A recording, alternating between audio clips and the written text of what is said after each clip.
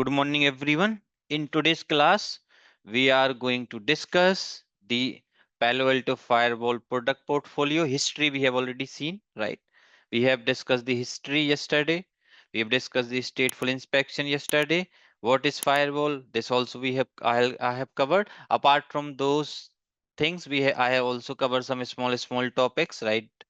Now, in today's class, I directly start with the Palo Alto Firewall product portfolio. Palo Alto Firewall operating system, hardware models, VM series models, and the most important topic, which is SP3. Then the initial access, and if time permits, I'll cover your packet flow as well. So those are the things which I am planning today. Just give me a second. I have to open one document actually. Let me fetch that one. My desktop, where is this? Life of a packet.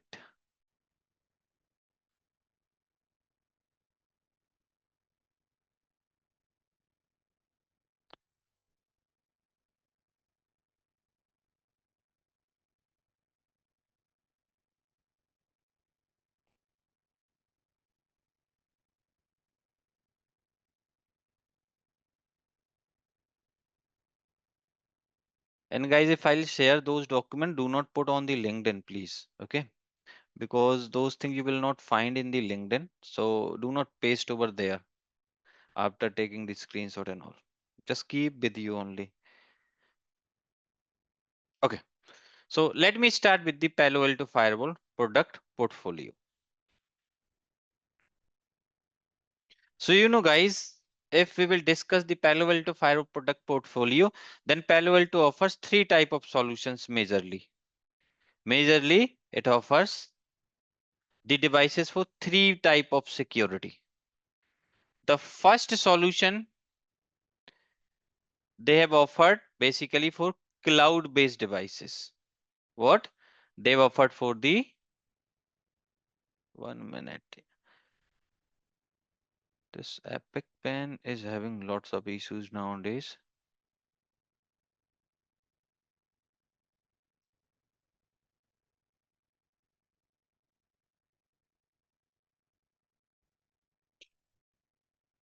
Okay, so if I'll talk about the Palo Alto Firewall product portfolio, so we have a Palo Alto offers three type of product portfolio. First product portfolio name is Strata.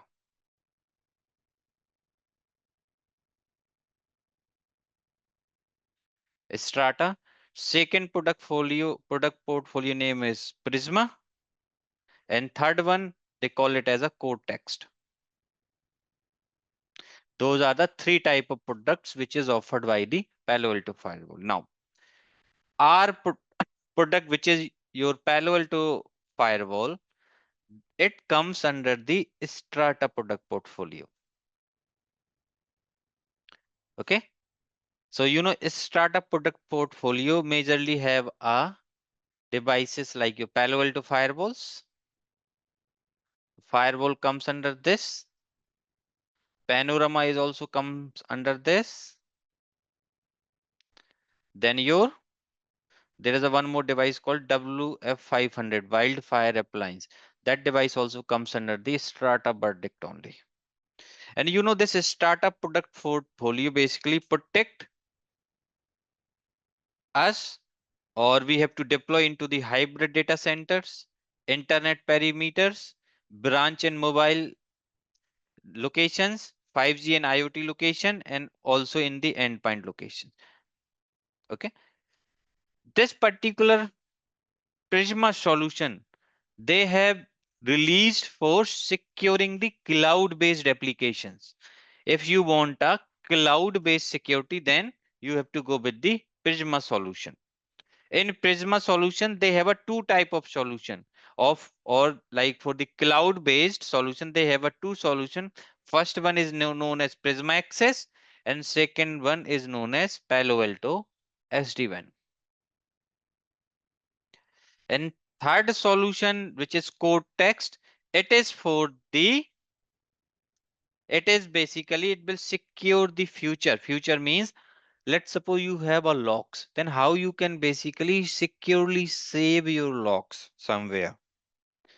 Okay, it will basically provide the endpoint security. Do you heard the name of Palo Alto Traps? It is a similar kind of solution. Detection and response, automation and orchestration, mobile network traffic and the behavior analysis and the threat intelligence. All those things comes under the core text verdict. So those are the three types of product portfolio offered by the Palo Alto Firewall. If I'll say your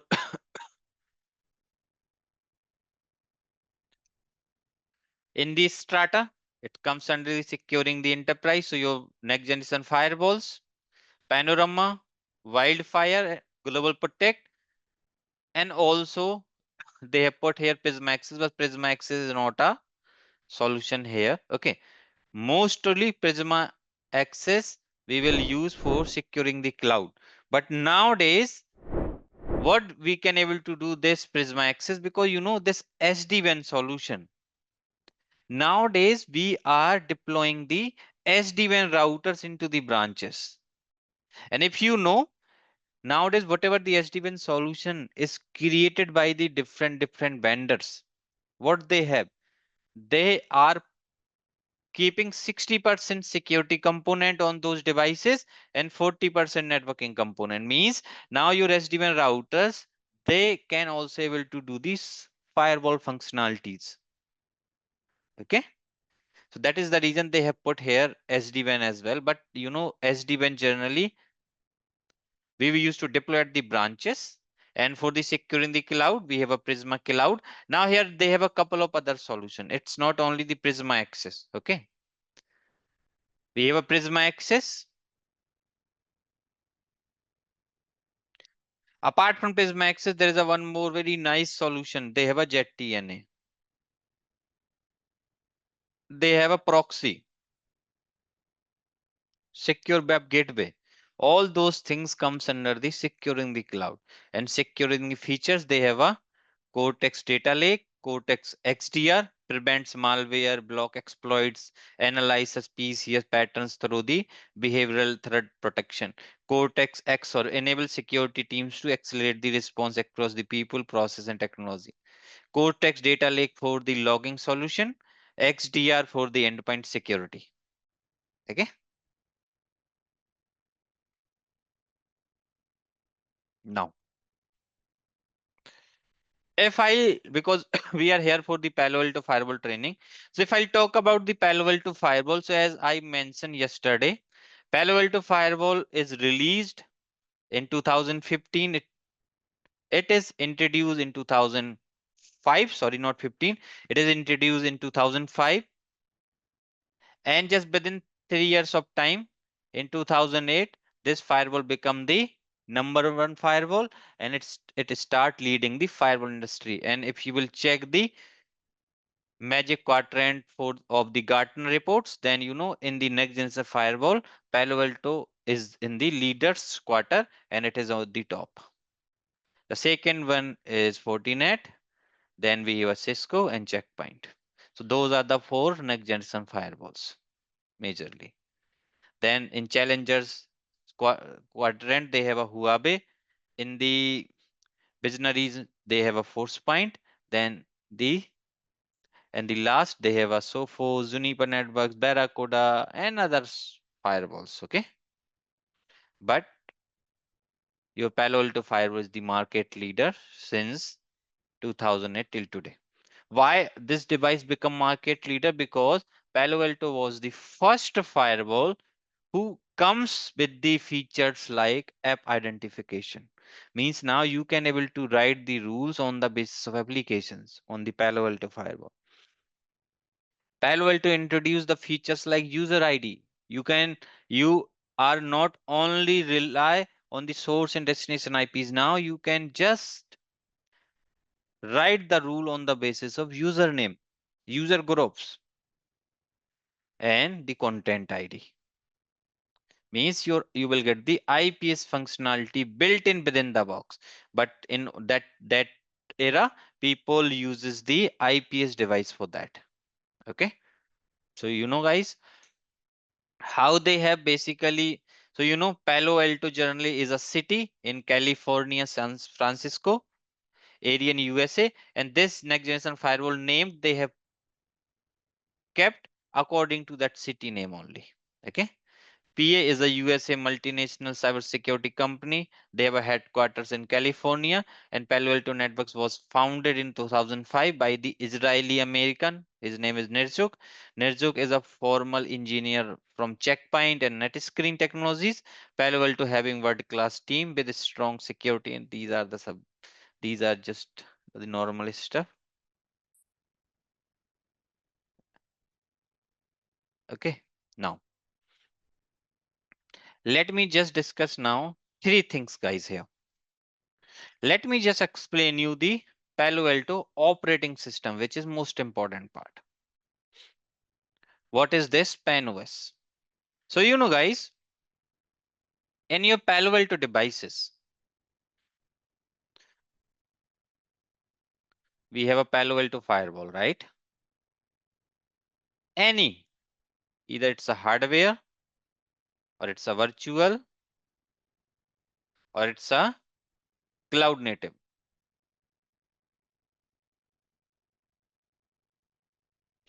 Cloud native firewall, okay? Guys, they are running one operating system, right? We need a operating system, right, to interact with the hardware. And that operating system which are running on those Palo Alto firewall is known as Palo Alto operating system. Then how they have built this Palo Alto operating system?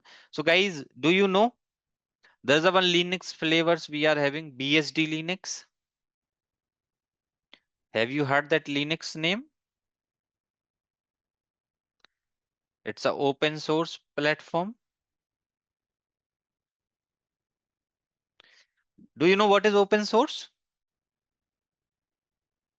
Open source means this particular operating system, BSD Linux, actual source code you will get over the internet. That is open source. And most of the Linux flavors are the open source. Like Ubuntu is not open, so it's a proprietary one.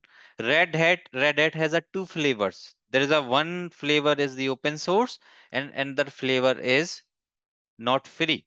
Okay. And if you will basically, even if you will search on the Google, let me give you here. If you will search in the Google, BSD Linux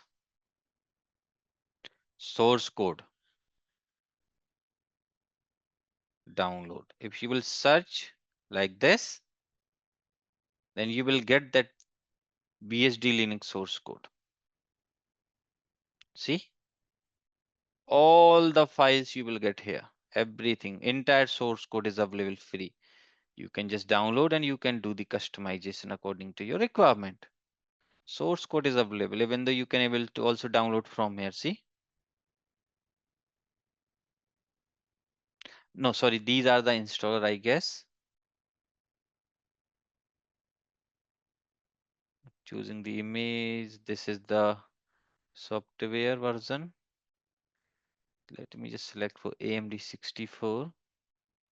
See this, okay, this is the software we will get, I guess, from here. But this is the actual source code of BSD Linux. Now what they have done, now see, I have received the source code, right? So what they have done, they get the source code of BSD Linux. See, now I have a code actually. I have a source code of BSD Linux.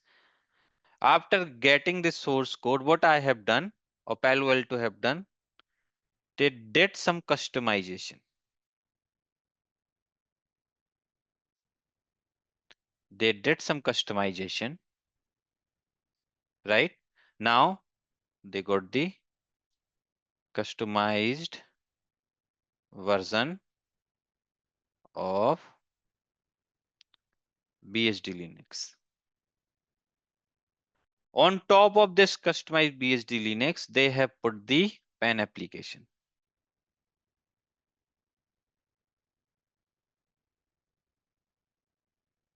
See, I have a operating system, right? Customized version of BSD Linux, and I have run the PAN application on top of this. And this entire thing is known as PAN OS. This entire thing is known as Palo Alto operating system. So the Palo Alto operating system is a customized version of BSD Linux. Now, guys, do you know? Let me give you one basic example. See, let's suppose on Linux machine. This is only for the people who has some experience on the Linux machine. In Linux machine, let's suppose if you want to run the SHS service, then what is the process name? SSHD. If you want to run the HTTP process, then the process name is HTTPD, HTTP daemon, right? So, guys, because see, to run the SHS service, there is a SSHD process is running. To run the web services, we have a HTTPD. Similarly, what is PAN-OS? PAN-OS is a customized version of Linux, which means this particular, because it's a Linux only. In a backend, it's a Linux only. On top of this Linux, we are running PAN application, which means if I want to run the SHS on my Palo Alto firewall, then there is a one SSHD service is running. If I want to configure SMTP, then SMTPD process will be there, who will take care of all the SMTP related tasks. If I want to run the SSL process, then there is a SSL manager process is running, SSL MGR. Okay. So similar type of daemons is also running in your Palo Alto firewall. Just remember. And where all those daemons used to run, they used to run into the management plane. Palo Alto have a two planes, data plane and management plane. And those particular daemons, they used to run into the management plane. Most of the daemons, they used to run in the management plane. Where? In the management plane. Okay, just remember that. Any questions, guys, with regards to Palo Alto operating system? It's easy. It's a just the very short definition. It's a customized version of BSD Linux. It's just a customized version of BSD Linux. So Ankit asked, we can change the daemon path. You are not able to do anything with PAN OS. Why? Because root access is not available. Root access is not available for anybody. Root access is not available for anyone. Just remember. Okay. If you want to get the root access, there, like, you will not get the root access. There is a tech engineers who is in the tier 3 level. Those engineers only able to get the root access, and there is a proper process for that. There is a proper process for that. They have to follow that process, and then only they will get the root access, and after that they can able to perform the root level task. Okay, so whenever we are configuring the Palo Alto firewall, you are not having root access. Just remember, you are just logging there as a normal user. They call it like admin is a super user, but that particular admin is not, in actual, it's not a super user. It is not having the root privileges. You cannot able to run any Linux machines. You just have access of PAN applications, not the Linux environment. If you got the Linux environment access, then you can do all the modification, right? And let me tell you one story. Like around somewhere around in 2010, what Palo Alto used to do, they used to provide the root access to customers easily. So there is a one customer in USA.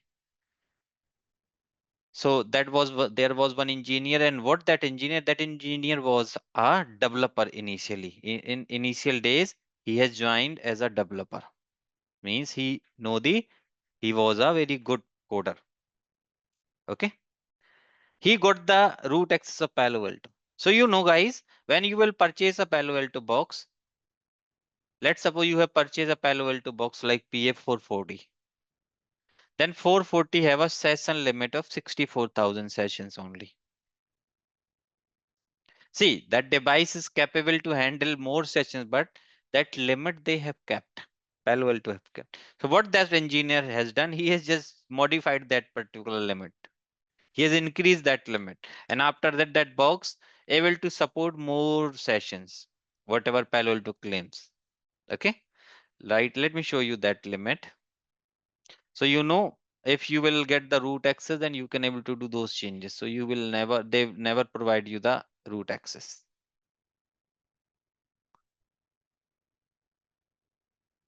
Not this one. I have to open. Where is my device? First of all, let me delete those sessions not needed at all.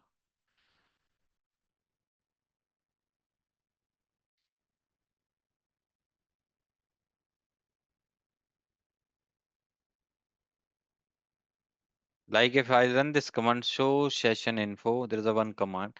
You can see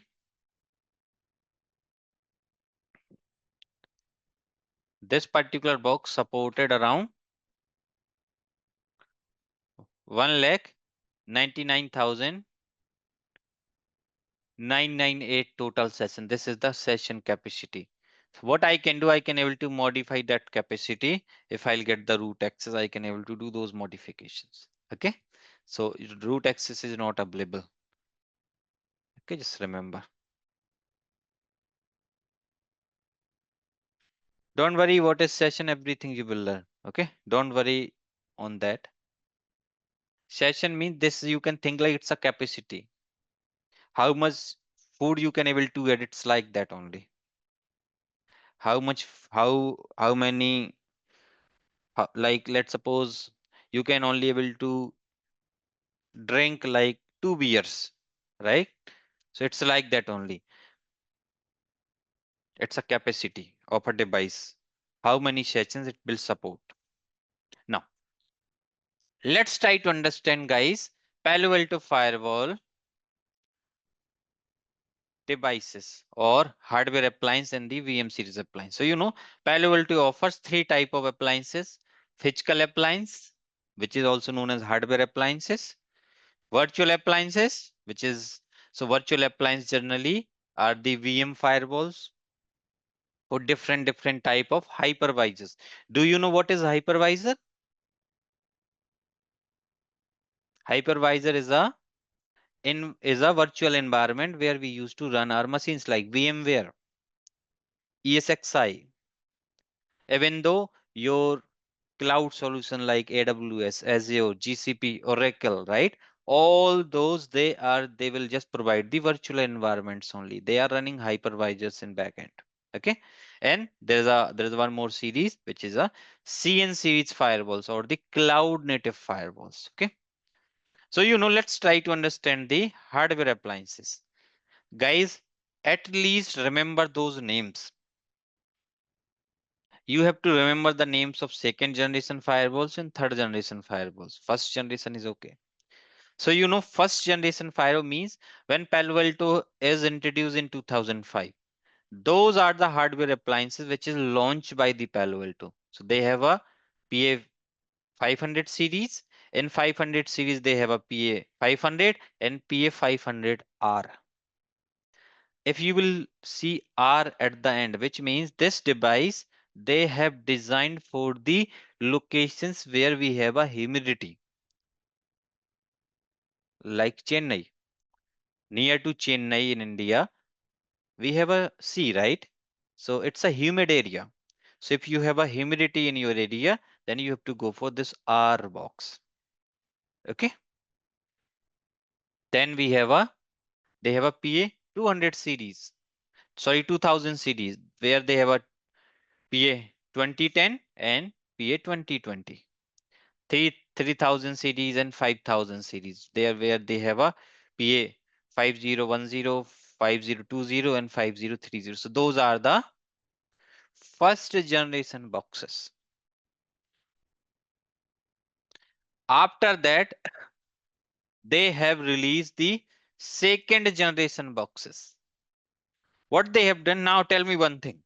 Very small question, guys.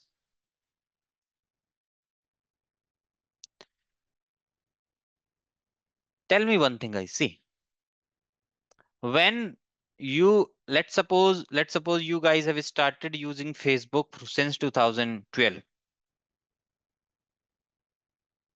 What was the application? Let's suppose we used to install the application in our laptop, right? In our mobile phone. What was the application size in 2012 for Facebook? Maximum 3 to 4 MB. But nowadays, have you checked the nowadays what is the Facebook application size? Somewhere around 150 MB. Yes or no?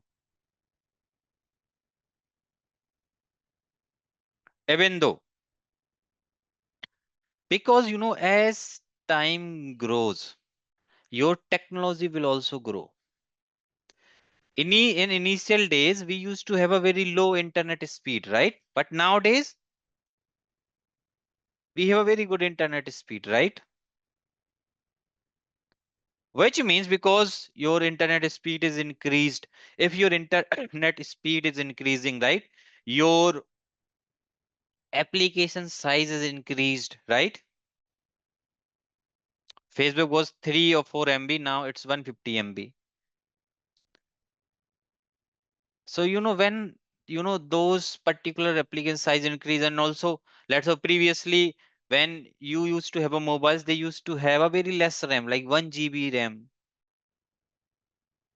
But nowadays we most of the peoples used to have a RAM in your mobile phone at least 8 GB, 12 GB, right? That is the story nowadays. Means you are having a device which are capable enough, right, to do multiple tasks at the same time. So do you think the hardware appliance, whatever the RAM, whatever the chip we are using for CPU and whatever the RAMs we are having, what is the hard drive we are having on those devices, are they able to capable of handling today's load? They are not able to handle today's load, right? And even though day by day technology also used to enhanced, right, for your hardware level, like for your CPU chip and all, right? So what they have done, uh, the new hardware or the very fast hardware, very fast or very high end computing chip they used to implement, and those devices is known as a second generation firewalls, where they have added lots of, like might be in those devices they are having DDR3 RAM, but here they have a DDR4 RAM. Okay, might be whatever the CPU it is having, let's say it's a CPU with 64 core, but nowadays they have a 128 core of the CPUs on those boxes, right? Because load is increasing, right? So they have to also improve the hardware resources, because by end of the day, throughput of your any device will be measured according to their resources only, right? Because if you have a less resources, then throughput is very less. If you have a good resources, then you will get a good throughput, right? So they have launched the second generation boxes, where they have a PA 200 series, PA 800 series, PA 3200 series, PA 5200 series, and PA 7000 series. Okay, so those are the second generation boxes. In PA 200, they have a PA 220 and PA 220R. In 800, PA810, 820, 850. In 3200, 3210, 3220, 3250, 3260. In 5200 series, 5280, 5260, 5220, and 5210. In 7000 series, PA7050, 7080. Okay. And after that, the latest series which right now is running in the organization is the third generation firewalls. In third generation firewalls, we have a PA400 series where we have a PA410, 410R, PA415, PA440, PA450, and PA460. 1400 series, PA1410, 1420, 3400 series, PA3410, 3420, 3440, and 5400 series, and the 7500 series. So those are the latest series which is known as also third generation firewall. So those are the hardware models which is offered by the Palo Alto firewall. Now, your PA200 series here and your PA400 series here, those particular hardware appliance is for the small business units, SMU organization, small business units, for the small organizations where you have a user count minimum is 50 to 100 or 150. If you have those type of users count, then they recommend you can deploy the PA200 series, either PA400 series boxes. This is for the small businesses.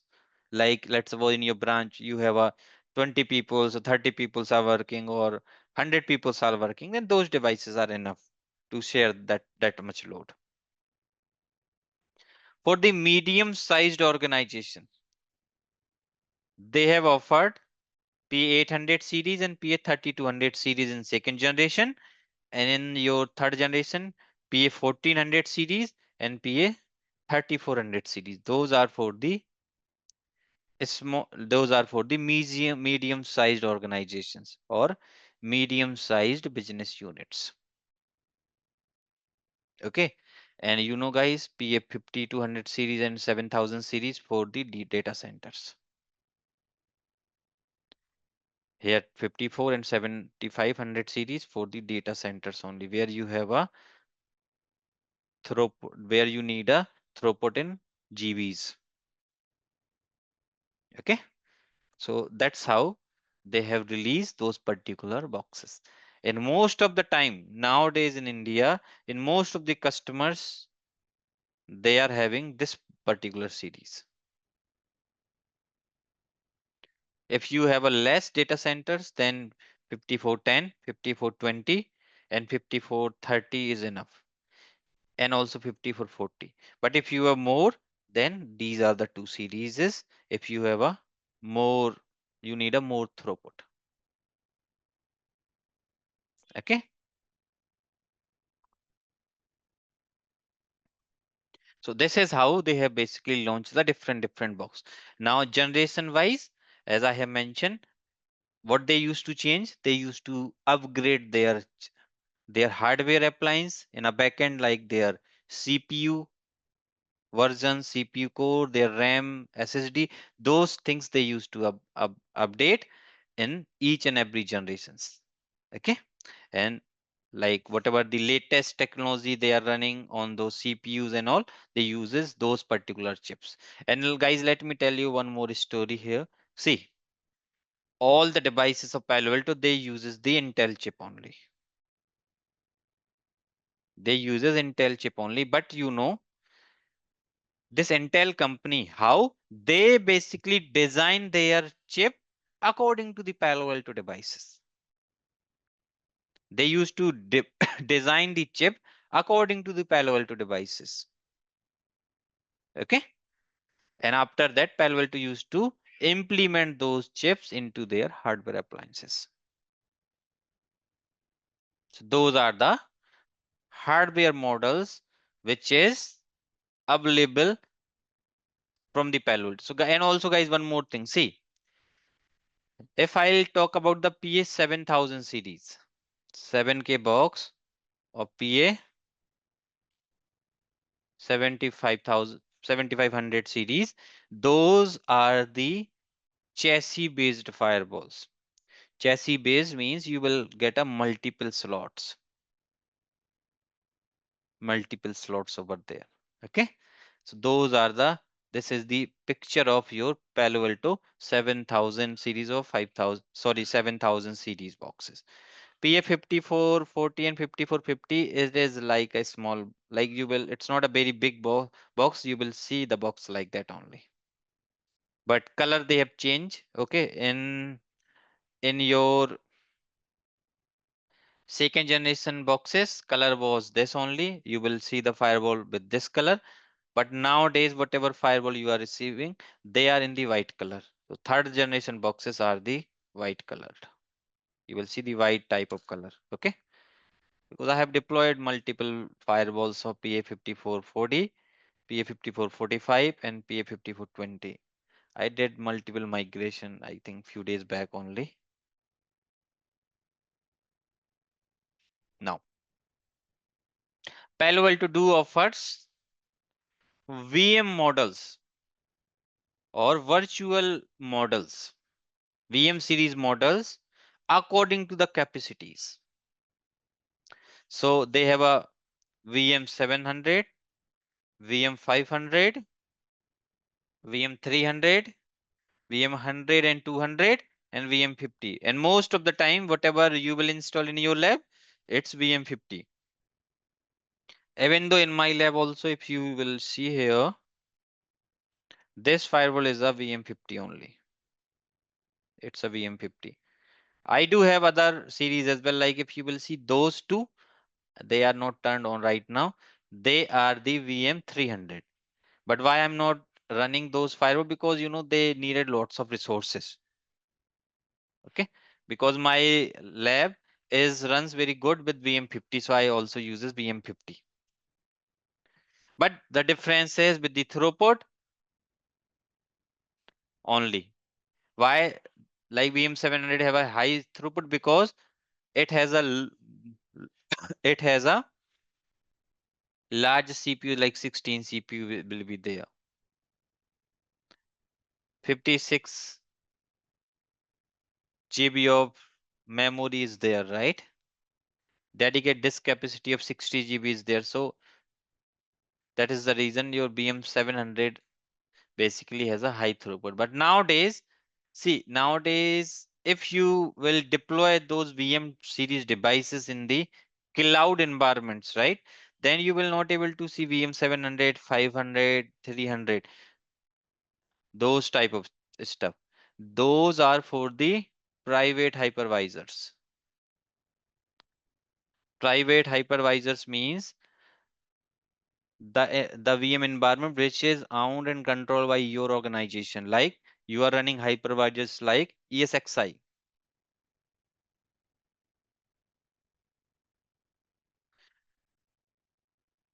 KVM environment using Red Hat, which is somebody have the name had the name of OpenStack, right? If you want to deploy the Palo Alto there, then you have to basically think about those capacities according to those VM based models. But nowadays, if you are deploying the Palo Alto over AWS, GCP, Google Cloud Platforms, Azure, Oracle, when you will deploy, so when you will deploy those here, totally this deployment is dependent on the how many CPU core you have selected, how many RAM you have selected, and how much hard disk you have selected. Okay, because and also you will get the license as well here. By default you will get the license, and when you will use those devices in the cloud environment, the cost will be go to AWS when you will pay, and also the some part of the amount whatever you will pay go to AWS or those public cloud providers, and also some part used to go for the Palo Alto. It's like that only. Okay. And after that, basically, they have also created a new firewalls for Kubernetes.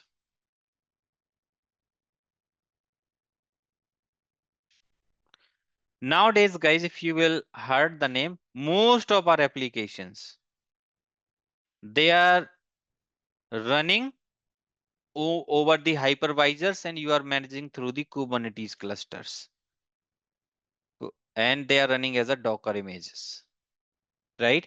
If your applications are running over Kubernetes or Docker, right? And now let's suppose you are not running single application, multiple applications you are running, right? Let's suppose those are the 8 applications you are running. Now, if you want to protect the communication which is happening between those 8 applications, then you also need to run a Palo Alto firewall as a Docker image. So it will basically protect the communication which is happening between those particular applications. So they have created a container native series firewalls or CN series firewall. CN series firewall provides visibility and security to the containerized application workloads. Natively integrates into the Kubernetes clusters, provide layer 7 visibility, application level segmentation, DNS security, and advanced threat protection. Protects traffic across the trusted zones in the public cloud or the data center environments. If somebody is not able to understand what is Docker and Kubernetes, you can read over the internet after this class.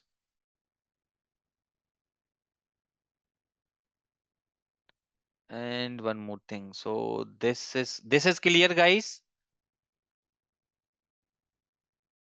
This series, because in interview they will ask, can you name some of the firewall hardware appliance? Then you have to tell some names from the second generation list, some names from the third generation list.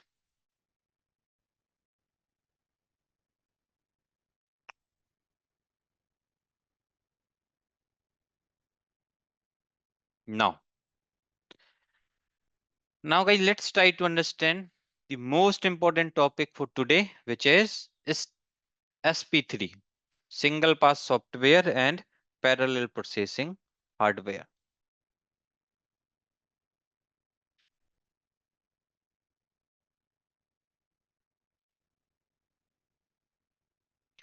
Danesh, I'll cover your question in the Q&A session. Okay, don't worry. CN series firewall just for the Kubernetes cluster, because you guys is not having any idea how Docker works, how Kubernetes works. So you might not able to understand. Okay, but not an issue. I'll show you some images from the internet, how Docker works and all. Okay, now just focus on the SP3 architecture, guys, because this is the most asked interview question.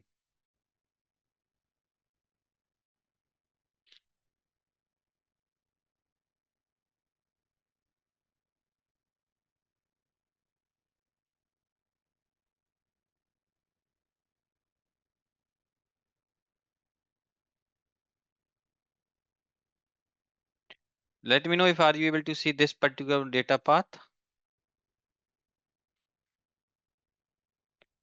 No.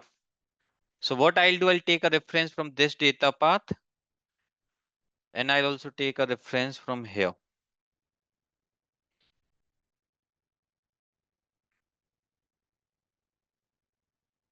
Okay. So what do you mean by the SP3? SP3. So SP3 basically is a combination of two things. First thing is single pass software, and second thing is parallel processing hardware. So what is the full form of SP3? SP3 stand for single pass software and parallel processing hardware. Now in the interview, how they will ask this question? They will ask these questions in three ways. Maybe they will directly ask you, can you explain SP3 architecture? Or maybe they will ask, can you explain the Palo Alto Firewall architecture? Or they may ask, what is the parallel processing hardware architecture of Palo Alto? Or what is the single pass software architecture of Palo Alto? So they will ask the questions in this way, but explanation is similar. SP3 stand for single pass software and parallel processing hardware. So guys, to understand this entire SP3, let me first cover the parallel processing hardware. What is this parallel processing hardware? Okay. Now for that, I will take one more reference here actually. Just give me a second, okay? And I'll recommend everyone to go through with that particular video. This is mine video only. MP, come on.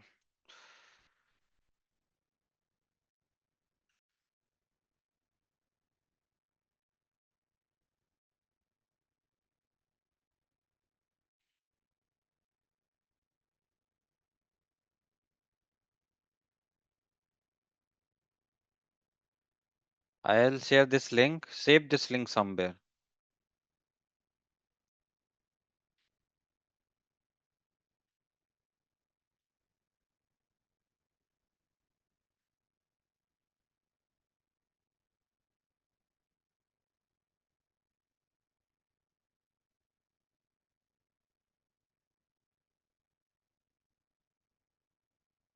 Because you know this diagram I don't have right now. That is the reason I'm taking the help from YouTube channel.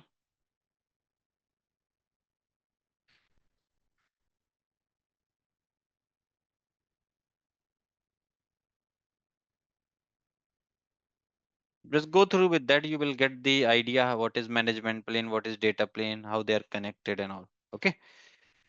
But you know, whatever I needed, I have here. Okay. Now, so to understand the parallel processing hardware, you know, guys, in Palo Alto Firewall, basically, we have a two things. In Palo Alto Firewall, we have a two things. We have a management plane, which is this one, and we have a data plane, which is this one. So in your Palo Alto Firewall, we have a separate management plane and we have a separate data plane. Means Palo Alto Firewall hardware is divided into two parts. Management plane and the data plane. Now, this management plane has a separate task to do. It has a dedicated responsibilities to perform. And your data plane has a dedicated responsibilities to perform. Okay. So first of all, what Palo Alto have done, they have done the segregation of management plane and data plane. Okay. They have basically, and also one more thing, that particular, this management plane, it has his RAM and CPUs. RAM and CPUs, dedicated RAM and CPUs are available into this management plane. It is not having any type of dependency. There is no dependency. So what happens basically? The Palo Alto Firewall management plane. Generally, they name it as a control plane, but I don't like this name control plane. I always put this name as a management plane, MP. Okay. So you know this management plane is responsible for configuration management. Whenever you are doing any type of configuration in this particular Palo Alto firewall via CLI, via GUI, or via API. If you are doing any type of configuration changes, those configuration changes is handled by the management plane only. Management plane CPU and RAM is utilized in this task. Your logging, whatever log is generated in your Palo Alto firewall, this is also handled by the management plane.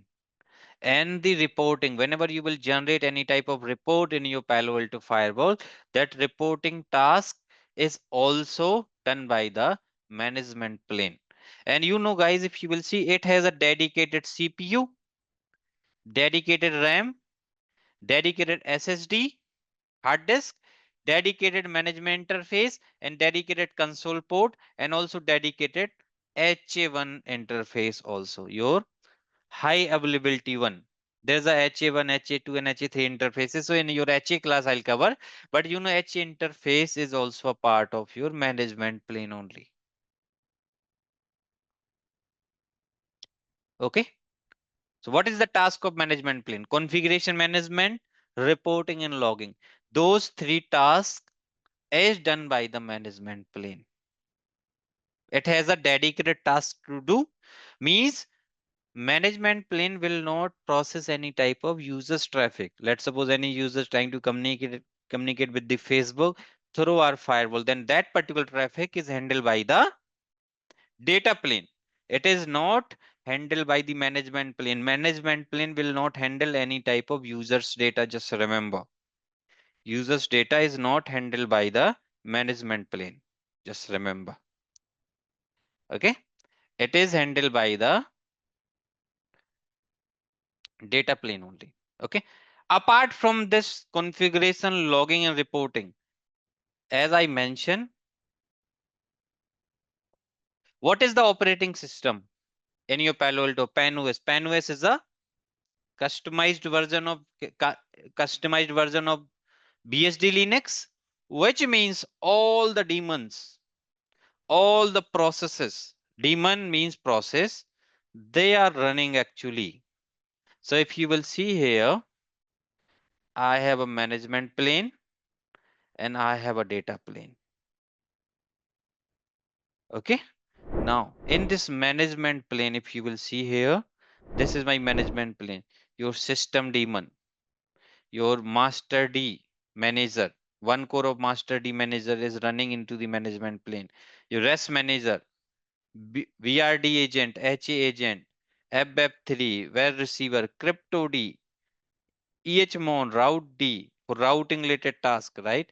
SysD agent, F manager for interface related task, DSCPD, DNS proxy, auth D for your authentication related task, right? IK manager for VPN related task, key manager for key management, Dagger, SMTPD, SSL manager for SSL related task, log receiver, your logging related task, user ID for user related task, management server, when to manage the connectivity with the panorama and all, and your device server.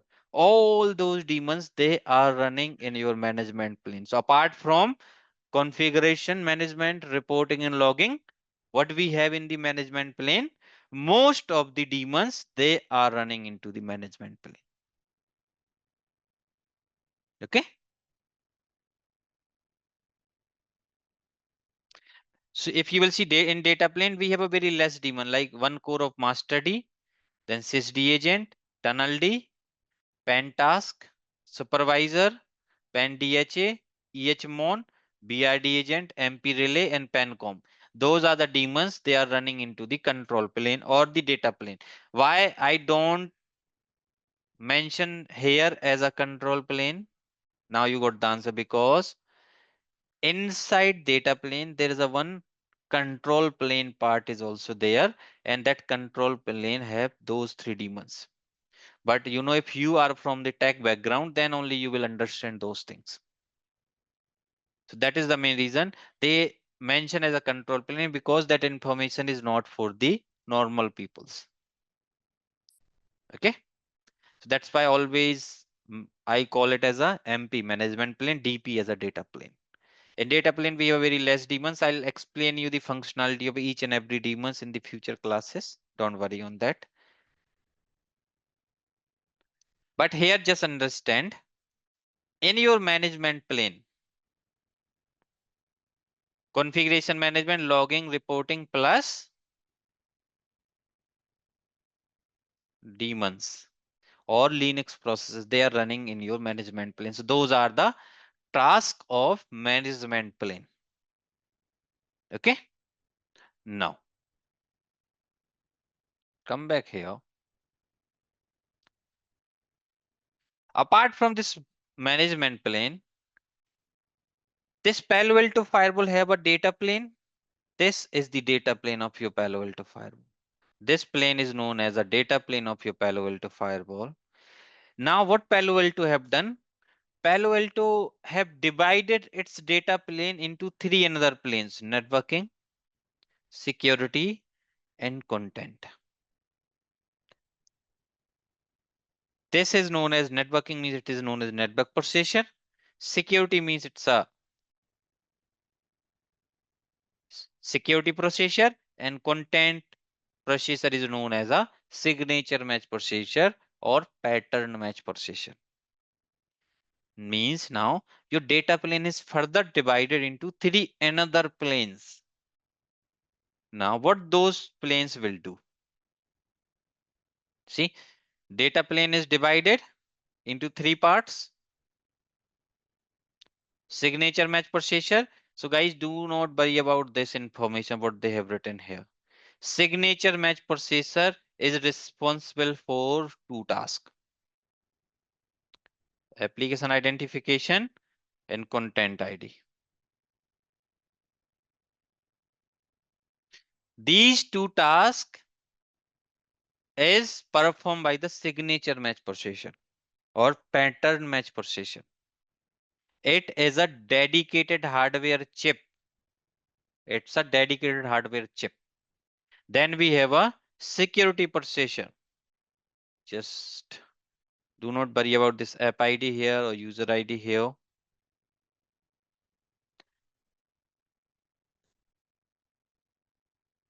Security processor, what it used to do, this particular processor will process the packet from layer 2 to layer 4. Layer 2 to layer 4. On the basis of layer 2 to layer 4 information, your security processor will perform the task. Apart from this,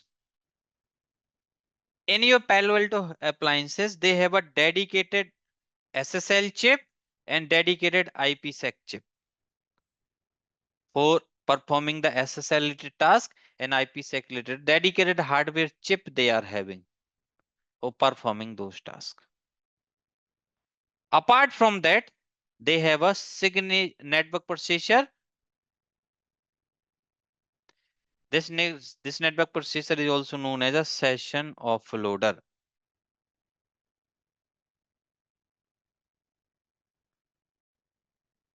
Like you can think like that. This is you. Security processor is you. Then you have a network processor, which is the just a helping hand for you, like your secretary. Whatever task you will assign here, because you know network processor can process the packet from layer 2 to layer 4. Those layer 2 to layer 4 tasks, this can also do, this can also do. But your network processor will only do the task which you will offload from your side. Whatever instructions you will give to this network processor, those tasks only it will perform. Means let's suppose there is a one session, there's a some flow is going on, so there is a one session is created. If my security processor say session number 100 you have to handle, then this particular processor will handle session number 100 only from layer 2 to layer 4 point of view. Okay, so those are the three processors they are having at the data plane. Now guys, those processors, They are independent on each other. They have a dedicated resources, which includes like RAM and CPU. They have a dedicated resources to perform the task. They don't have any type of resource level dependency on each other. That dependency they are not having at all, which means network processor can handle the traffic, security processor is also handling the traffic, and content engine is also handling the traffic. There is no dependency at all. And one benefit you will get, because those are the dedicated chip we are having, right? If one of the chip gets overutilized, then it will not affect the functionality of other two chip or other two processor. Why? Because they are not having any type of dependency at the resource level. Have you heard the name of deadlock conditions? In routers, most of the time you will see this problem, deadlock problems. Why? Because let's suppose if one of the process got hanged, what it used to do, that process will consume the entire RAM and CPU of your router, and other processes will not get the CPU and RAM to do their task. So in your Palo Alto firewall, you will not face the problems like deadlock, because they have a dedicated CPU, they have a dedicated task to do, and they have a dedicated resources at the processor's level. Now, one more thing. See, if we have received a packet, let's suppose packet number 1, 2, and 3 is on this chip, packet number 4, 5, 6 on this chip, 7, 8, and 9 on this chip. And you can see all those chips, they are processing the packets at the same time. It looks like they are working parallelly. They are handling the data traffic parallelly. That is known as parallel processing hardware architecture of your Palo Alto firewall. That is the parallel processing hardware architecture of Palo Alto. Now, let me now go beyond this discussion. It's the same information.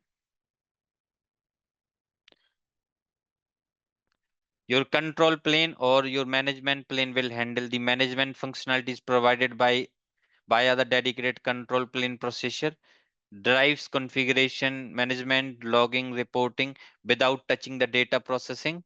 Palo Alto control plane or management plane has its own CPU core, own dual cores of CPU, dedicated RAM and dedicated SSD. I think here I have to update this note. It's a dedicated SSD.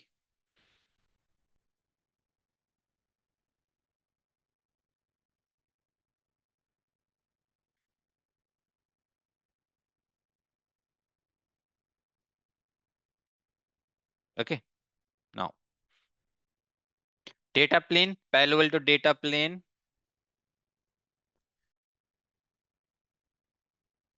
It is the traffic forwarding plane with different chipsets. Means at the Palo Alto data plane, we have a different chipsets, and this is the plane who will process the actual user's traffic. Three functions, three functions: signature match processor, inspect the traffic, build a regular expressions. The second function is the security processor, matches against the Palo Alto security policies, and the last function is the network processor used for the traffic forwarding etc. Now, network processor will can process the packet routing, flow lookup, stats, counts, net, and all performed on the network processor. So means L2 to L4 processing it can able to do. Security, user ID, app ID it will not do. Policy engine all occurs on the multi-core multi-core encrypting, decryption, decompression, all those tasks done by the security processor. You know, guys, why they have mentioned app ID here? There is a one technique they have introduced in the silo path. If you remember, they have introduced one technology called app ID cache. That is the reason they start adding here app ID. Otherwise, that terms not required here. Signature match procedure is responsible for your app ID and content ID related task. I wanted to show you something actually. Yeah,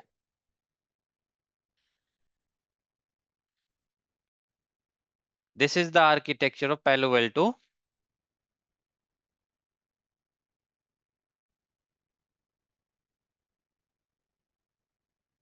'5000 series box. In this particular architecture, if you will see,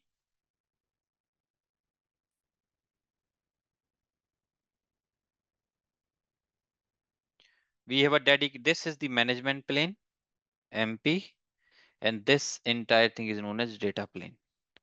In management plane, you can see it has a dedicated CPU, dedicated RAM, dedicated SSD, right? And after that, this is also known as switch fabric. Do you heard the name of interface module, guys? Anyone has inserted those interface module or ordered any interface module when you have created the bill of material, BOM?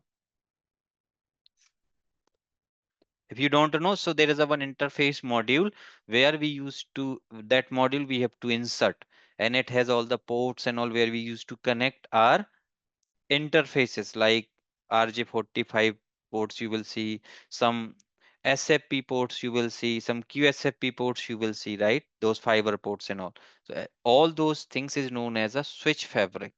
And we have a Petra chip at the switch fabric level. Okay. And after this switch fabric, we have a network processor. Network processor, and you know, guys, in PF50, in PF5000 series boxes, this network processor chip name is a Tiger chip. This was the name actually. So it was a Tiger. So I will not mention here as a chip. It's a FPGA. FPGA stand for Field Programmable Gateway Array, or ASIC. It is a kind of chip only. Okay. So the chip name was network processor. A network processor can able to perform, understand your layer 2 information of the packet, layer 3 information of the packet, and layer 4 information of the packet. And after that, we have a security processor. This one is the security processor. And you know, guys, we are not having the single processor, single security processor. We are having here three different chip, and that chip name was Octeon. This chip name is Octeon. This is the Octeon chip 1, or I can say, come on, just give me a second. This is data plane 0, DP CPU 0, this is data plane CPU 1, and this is data plane CPU 2. And you know, guys, this particular all the CPUs, they have a dedicated RAM, dedicated CPU cores, and they have a dedicated SSL chip for SSL functionality, IPsec chip for IPsec functionality, and decompression chip for decompression related functionalities. Now here we are not having only the single CPU, here we are having three data plane CPUs, three Octeon chip at the security processor level. I'm talking about this one. I have started the discussion from this diagram, right? I'm talking about this chip. It's a data plane CPU. This chip is also known as DP CPU. Now in high-end boxes, I'm not only having the single DP CPU. I have a DP0, DP1, and DP2. Okay. Three chip I'm having in the high-end boxes. Okay. Now, Apart from this three data plane CPU, I am having signature match processor, and the chip name for signature match processor is Jaguar. Jaguar was the chip name. This is also a FPGA, which is Field Programmable Gateway Array, or the ASIC. And we are not having single chip. We are having here chip number 1 and chip number 2. Two Jaguar chip we are having.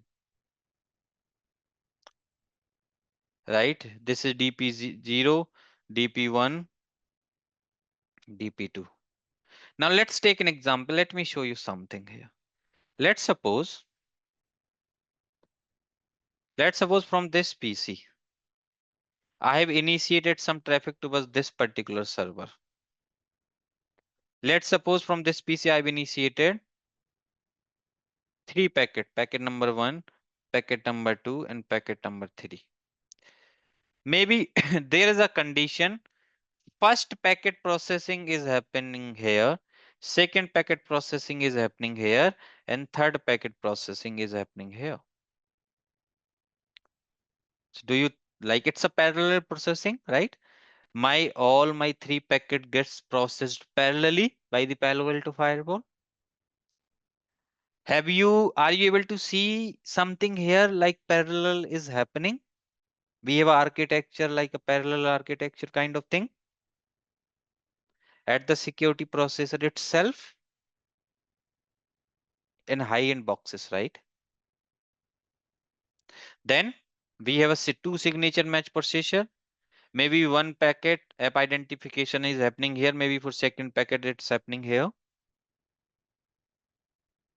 right? They are getting the processing, and you can see dedicated hardware they are having at every chip, right? Do you think here they have any dependency on each other for the resources? No. That is known as, guys, parallel processing hardware architecture. And you know, guys, here I have taken the reference of PA 5000 series box. So you know, guys, in high-end boxes, we used to have a three CPUs, DP0, DP1, and DP2. Okay. But in low-end boxes like 3000 series box, if you will see, it is not having a it only have a single CPU here, single Octeon chip. Chip name was Octeon. It has a single CPU, and it is known as DP CPU. And you know, guys, always your packet processing start from the DP CPU level. Your packet processing always start from here. Now, if that packet needs to go through the app engine and content engine, then your layer 7 data go here, and that data it will only forward here. If this DP CPU think like he can offload that session, then he will offload that session to network processor, and network processor will perform the task. And the chip name was in the network processor. So like we have a two chip mostly, Tiger chip in high end boxes and Liger chip in low end boxes. And here always we have a Octeon chip. For the signature match processor, we have a two chip here, Ocelot and Jaguar. So most of the time you will see the Jaguar. Ocelot chip was there in like old boxes and some of the low CDs boxes only. Otherwise Jaguar was the chip. Okay. So that's how they have a architecture actually. So even though they have a parallel processing architecture, right? They have a dedicated CPUs here.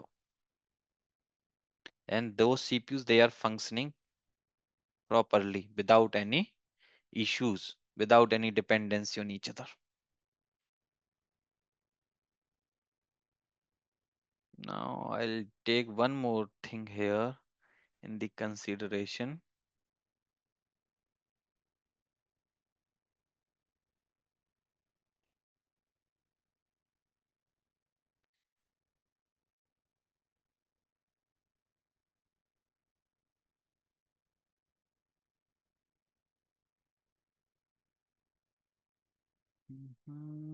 What we have apart from this? Okay, let me just clean this and I'll redraw this particular diagram so you will understand it better. Okay.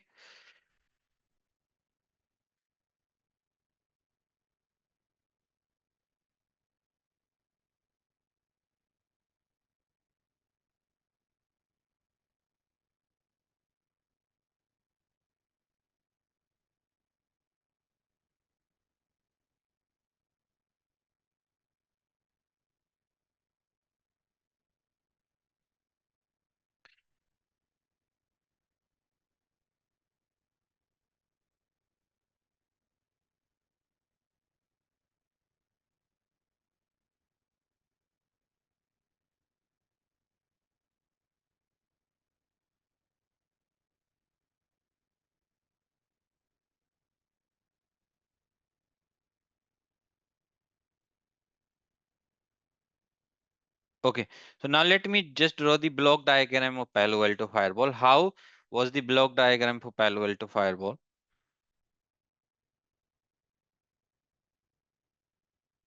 So you know, guys, let's suppose we have a PC here having IP address 1070.1.90.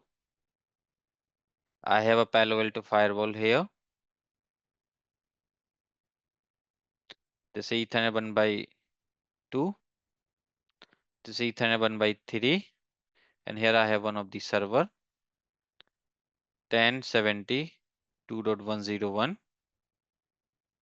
Okay. This is server. This is inside. And this is DMZ. Okay. Now, so what used to happen generally in your Palo Alto Firewall?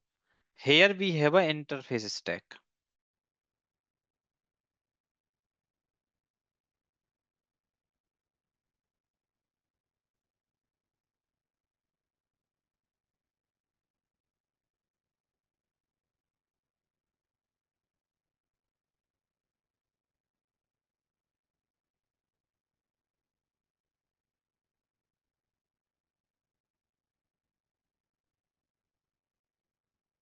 So let's take an example. We have an interface starting with Ethernet 1 by 1. Let's say this is Ethernet 1 by 7, 1 by 1, 1 by 2, like that. Then we have a Ethernet 1 by 8, Ethernet 1 by 9, Ethernet 1 by 10, Ethernet 1 by 12. Sorry, 11. Okay. This is 1 by 2, 1 by 3, 1 by 4, 1 by 5, 1 by 6, 1 by 7. Sorry, this is 8, 9, 10, 11, 12. Okay. So you know, guys, now these particular interface, they used to have a connectivity with two type of interface module or the chip. So the first chip is known as the marble chip. And those block diagram, guys, you have to remember there is no shortcut for that. Okay. And we have a Petra chip.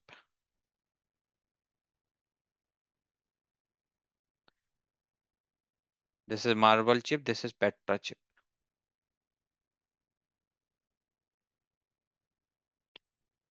Your all the copper ports, they have a connectivity with this Petra chip. All your ports will be have a connectivity with this Petra chip.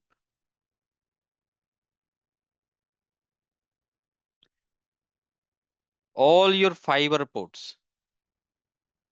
I'm just putting here, those are the copper ports.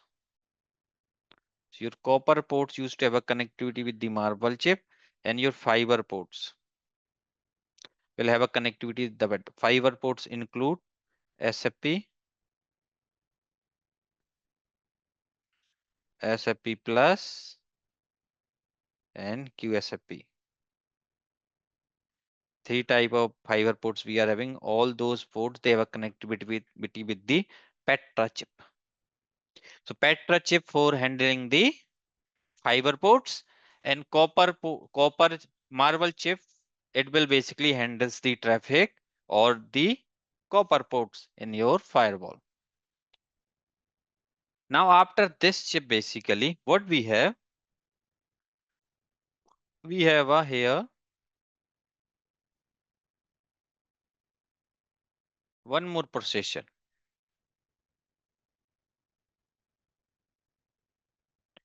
That particular processor is known as, or I can say, I can mention, this is the Liger chip or Tiger chip.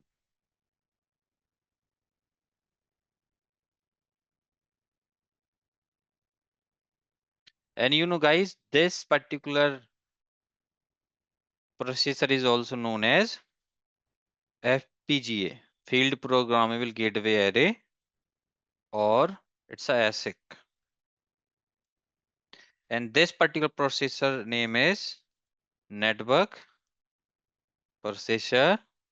It acts as a session offloader. Okay.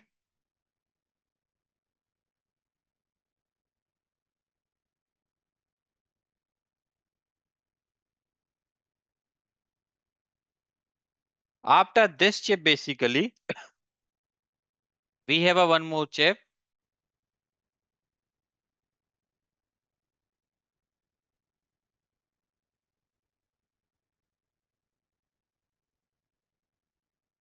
And this chip basically is known as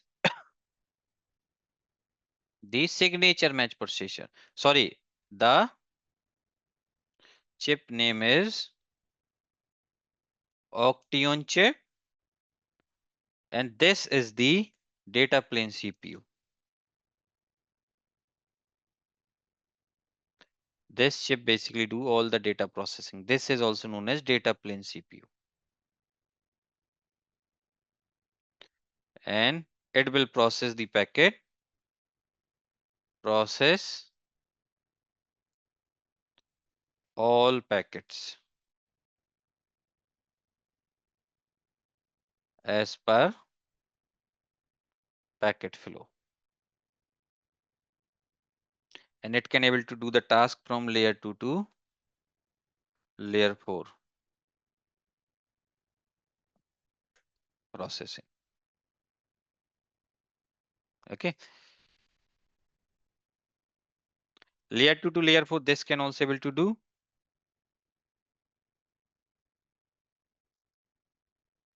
This process can also able to do the layer 2 to layer 4 processing. And after that, we have a one more chip.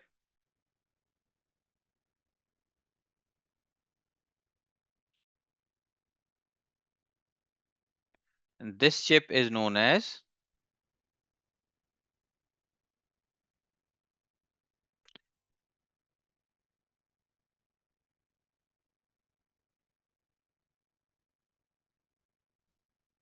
Jaguar chip.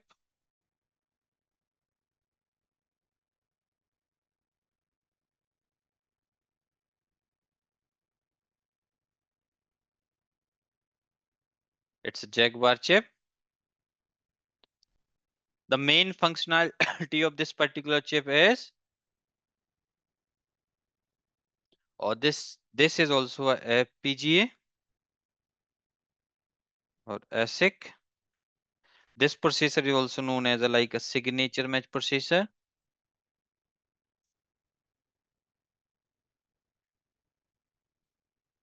Or pattern match processor. This particular processor is responsible for app ID and content ID.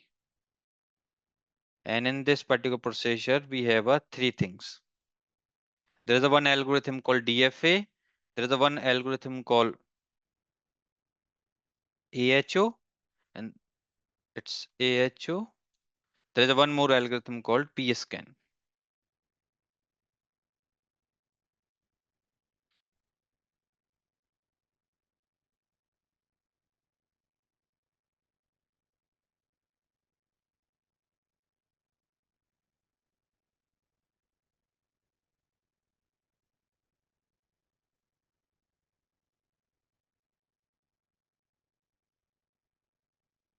Okay, so this is how the chip looks like inside your Palo Alto firewall, guys. Those chips, they have a connectivity like this.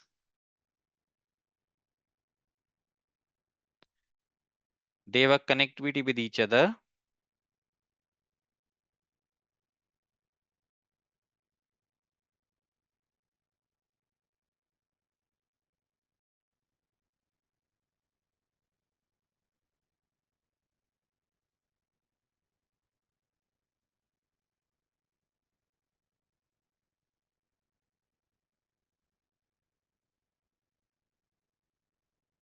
like this. What is this? They have a connectivity like this. So you know, guys, those particular links, those are the high speed fiber links in your Palo Alto firewall, and name of those links is joy links.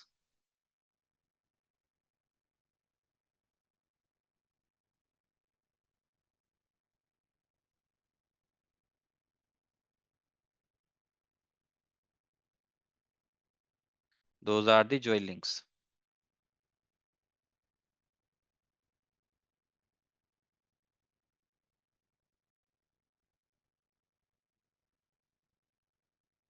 Those are the high speed fiber links who will basically transfer the data from one chip to another chip. So that is the entire hardware level architecture of your Palo Alto firewall. Now, see, as I have mentioned, this chip called network processor or Liger or Tiger chip is only responsible for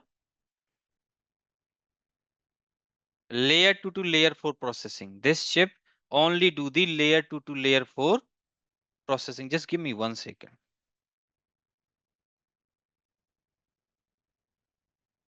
It will only do the layer 2 to layer 4 processing.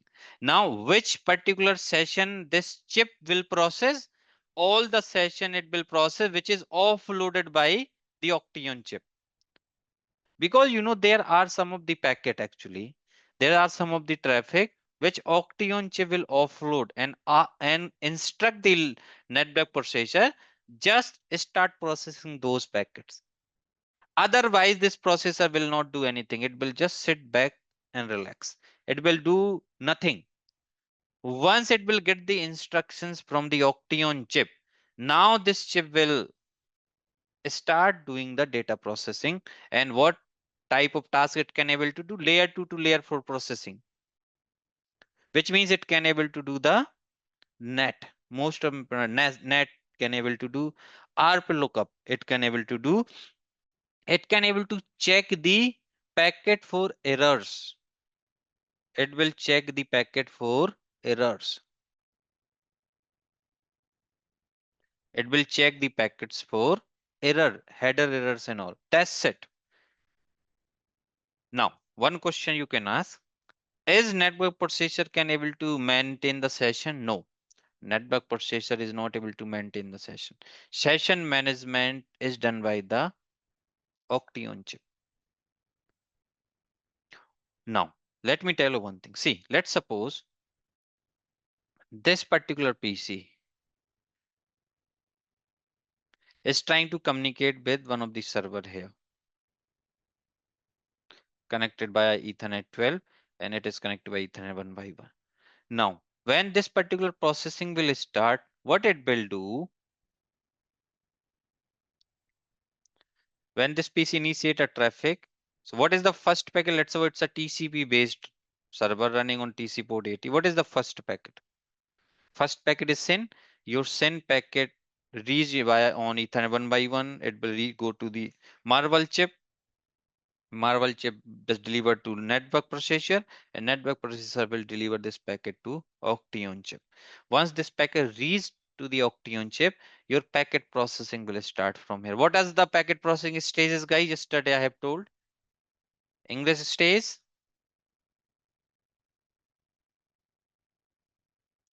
flow lookup,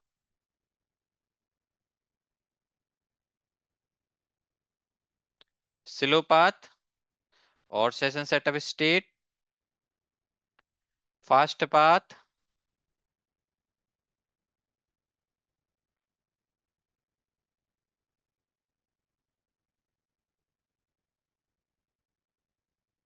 app ID,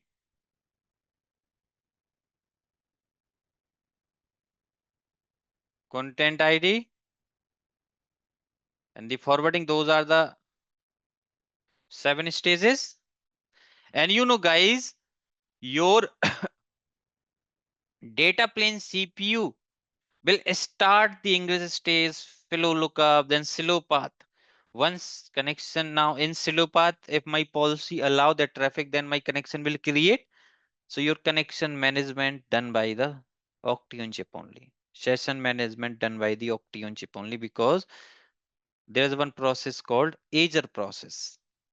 Because you know we have to maintain the life cycle of the session. Azure process runs on the Oction chip only. It is not running here in the network processor level. No, nothing like that. It is just a session offloader. The session which is offloaded by the Octium chip, those sessions only it will process. That's it. Okay.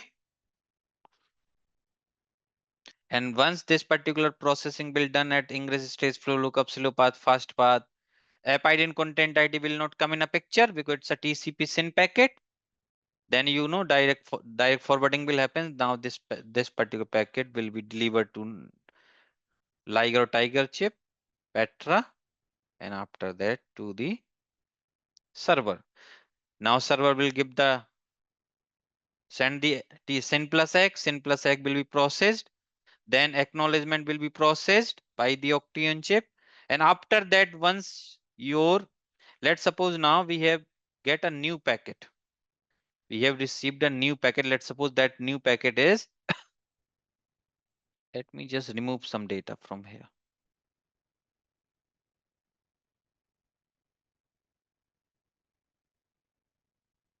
Now let's suppose as a new packet, let's suppose I have received this. Let's suppose now I have get a HTTP GET.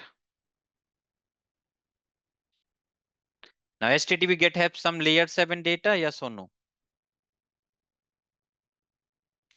When it has some layer 7 data, now this packet will go to Oction chip. Now Oction chip will process at ingress stage, flow lookup, slow path it will not go, direct it will go into the fast path. And after fast path, what it will do?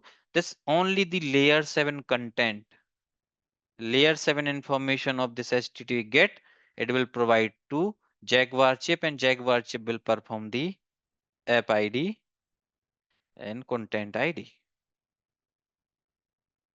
Those tasks done by the Jaguar chip, and it will just provide the result application. So for HTTP GET, my Palo Alto Firewall identify this traffic as a web browsing. Application is web browsing. Application web browsing, content ID will check for any type of malwares and all. And after that, this packet will go here. Now, this is the example for HTTP GET. Now let me just enhance my discussion. Let me just go beyond this. Now you got the point here. When your Jaguar chip come in a picture, when we have a layer 7 data. Now let's suppose, oh,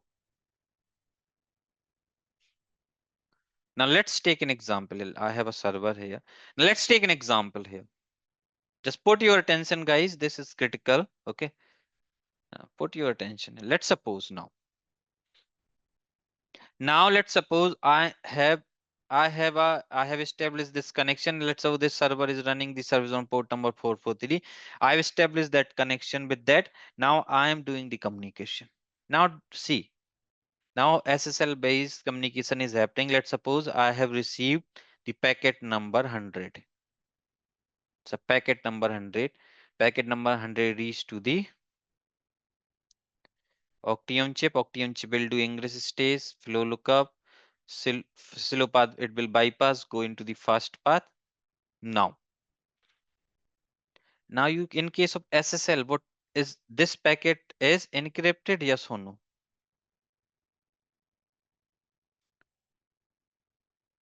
Because in SSL handshake packet is encrypted. If your packet is encrypted, now when this Oction chip will forward this that encrypted information, layer 7 information is encrypted. Or what it we will use the for the encryption, it is encrypted by the TLS, transport layer security.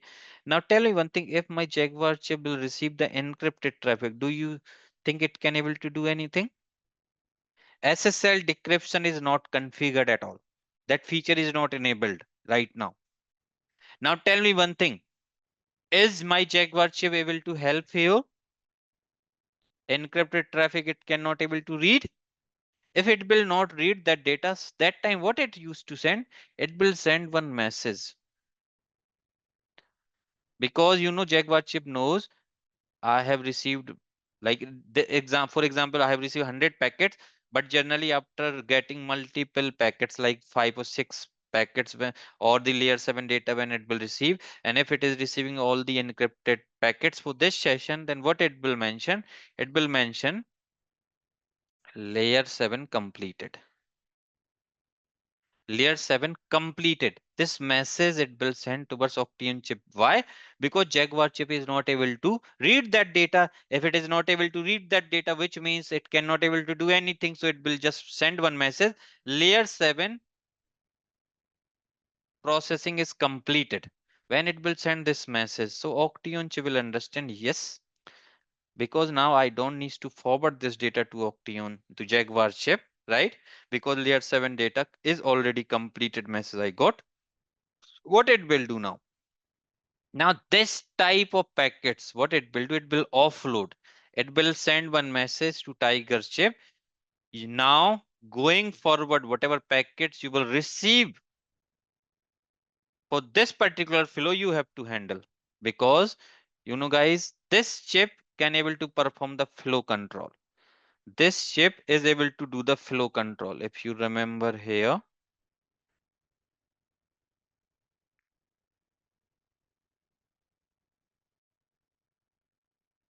it can able to do the flow control, right? Flow control means it can able to perform this task.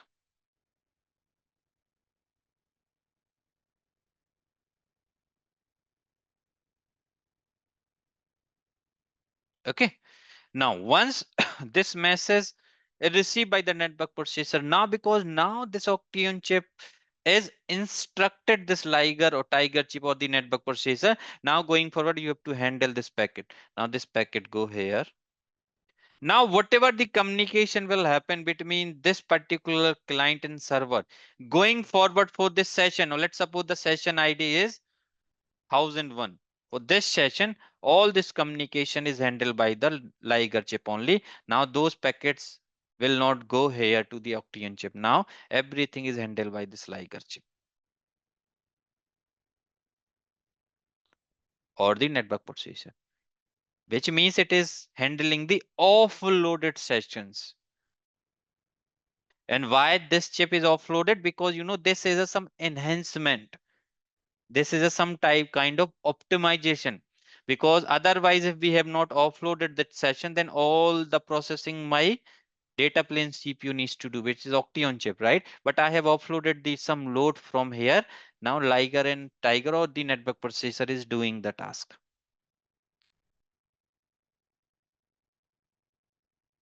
So see, I think you have not understood. I said there is no decryption configured. If decryption is configured, then the story is different. What I said, no SSL decryption. If no SSL decryption, which means that is not configured at all. And my Jaguar chip is not able to read that data because I'm receiving the encrypted traffic. So if, see, let's suppose, like, let me tell you the basic example. Let's suppose in your team, you have a 3 members. Let's say there is a one email which is intended for your teammates, not for you. And if you will receive the emails every day, if you will receive the emails for every day, which are not for you, they are for your friends only, what you will respond on those emails? You just simply say, simply reply, Please exclude my name. They are not for me. It's the same thing my Jaguar chip is doing. Please stop sending the packet for this session because I'm not able to read anything. Information is encrypted. Why you are sending? Right? Now, if let's suppose we have configured the SSL decryption, then the story is different. SSL decryption is configured that time. I will provide the encrypted information. I will provide the decrypted information which is read by this Jaguar chip. If my Jaguar chip is reading something, then those type of packets will go here. It's a normal, then it will work as a normally at per the normal process. But here I just wanted to tell you when your network processor come in a picture. Okay. So guys, if you have observed here, like this is the parallel processing architecture because we have a dedicated processors here at my data plane level. At my data plane level, I have a dedicated processors and they are working parallelly. Yes or no? They are handling the data parallelly. There is, are you able to see any type of dependency for the resources on each other? No, they are working parallelly. They are processing the data parallelly, and that's how Palo Alto architecture is the parallel processing architecture. I hope you have understood the architecture and as well as the data path. This entire thing is known as data path.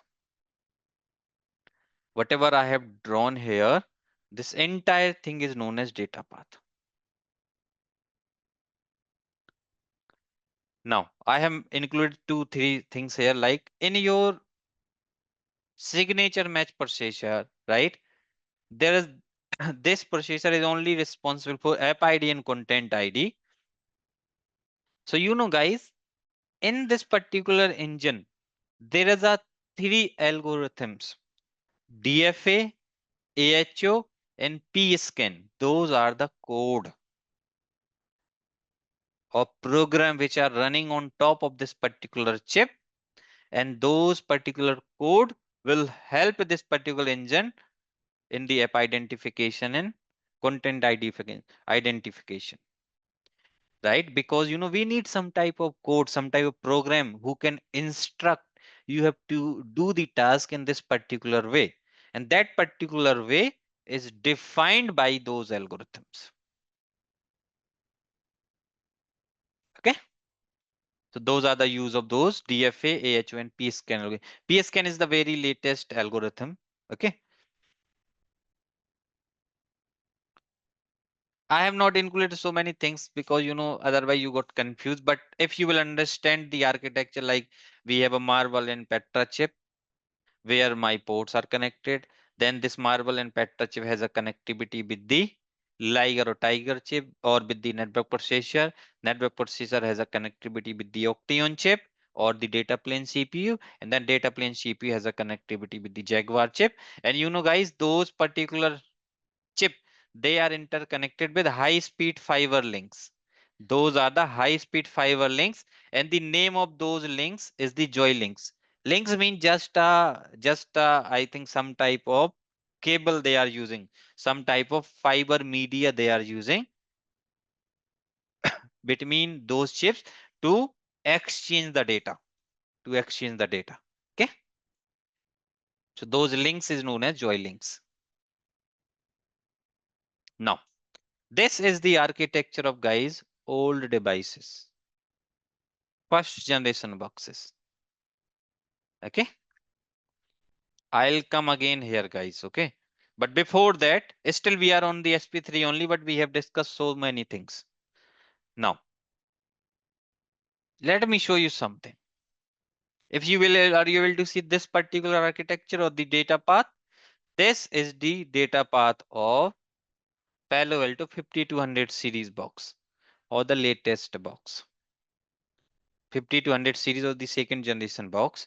In 5200 series boxes, basically your Marvel or Petra chip is replaced by the Qumran chip. What was the chip name now? or what is the name of switch fabric or the interface fabric where our ports is connected is the Qumran chip. Your network processor is still it's a FPGA or S6 or the session offloader, but they have renamed this chip or they have done the rebranding of the chip, and now this chip is known as FE100. What is the chip name? FE100.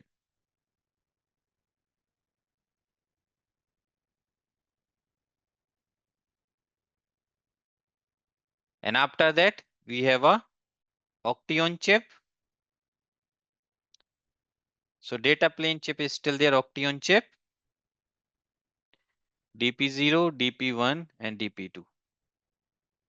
Then we have a signature match processor where they are having CE100 chip. So your Jaguar chip is replaced by the CE100 chip. That is the data path of latest Palo Alto models. There is one question. As you said, there is no dependency on the chip in case of connectivity break or chip overutilized. In any case, what happened after that? So guys, if your chip is overutilized, then that is the main reason we have a data plane troubleshooting actually. That's why we have to do the DP-CPU troubleshooting. What do you have to do? You have to just raise the tag case and they will perform the data plane CPU level troubleshooting. So inside Palo Alto there is a tools are available. When when you will say the tech support file, TFS file,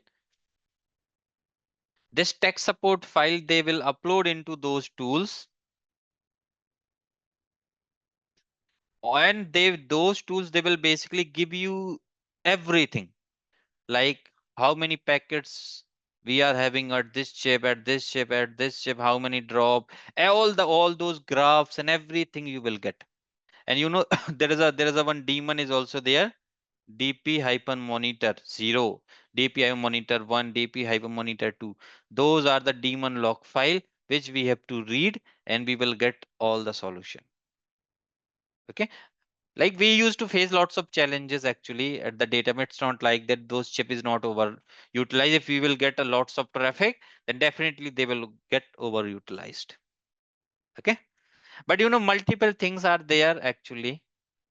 Apart from those chip, you will face most of the time you will face the problems at the CPU levels actually. Or if you have heard the name of descriptors,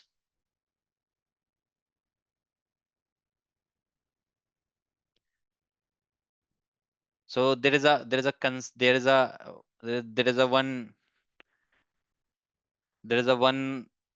terms at the CPU level, we have a descriptors. So we have a on code, on chip descriptors. So like three type of descriptors are there.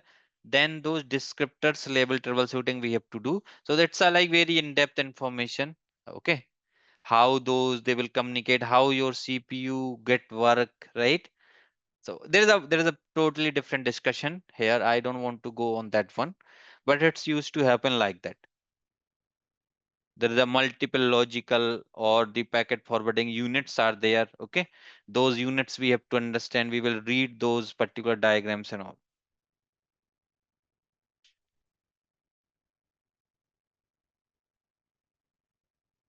Palo Alto Firewall is not silo, Anil, Amit, sorry, it's not silo. It's the most fast firewall if you will compare with the other firewalls. Its throughput is very high in comparison to the other vendor devices.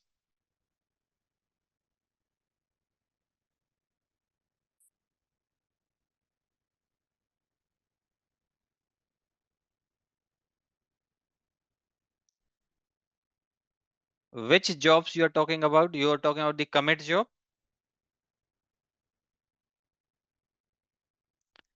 See, commit job does not matter. Okay, commit job will not matter. If you have a high end boxes, your commit job will not take much time.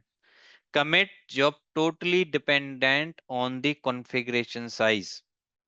If you have a high huge configuration size, so the recommended configuration size is 80 MB. In case of panorama, in case of firewall, 55 MB. If your configuration size or that file size is very big, then you always see this particular slowness in the commit. Okay. And commit is not having any relations with those chip and all. Okay, commit. So let me tell you one thing, because you have asked this question. So in case of commit, basically, this is the daemon who is responsible for your commit related task. Management server. Now, this particular functionality is offloaded with one more daemon called config-d. So this is the daemon who is responsible for your configuration management, and commit is totally depends on this daemon, how this daemon functions. Okay. If your config size is big, definitely it will take some time, but it's not like that. If your commit is happening very slow, then have you seen your traffic is also not moving that time? User faces slowness? No, they never face the slowness, right? Commit is a part of your management plane. It's not dependent on the data plane. And those particular, this architecture is only totally for the data plane. Management plane is totally separate. Okay.